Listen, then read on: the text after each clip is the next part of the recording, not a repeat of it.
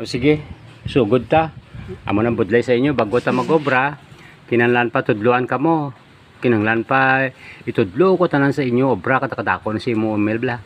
Ikaw man mawe, oy.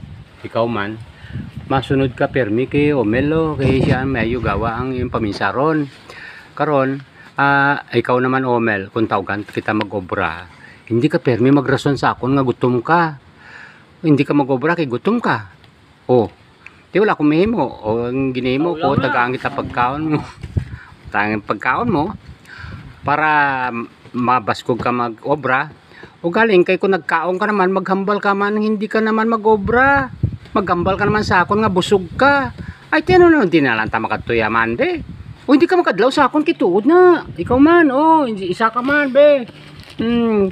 O sige na. Amo na ang permi yung ginihimo ta. O mag-obra tamayo ha. Ha?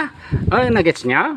O sige, no, branta, makaon tanay o magutom tanay? Pagutom tanay para makobra tamayo? Anong gusto mo ya? O sige, sige na. O sige na. Sige na. Sige, babay na. Okay na.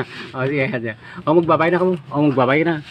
O na. O sige, ikaw na, magbabay ka man. Babay ka man. O sige, hindi sa.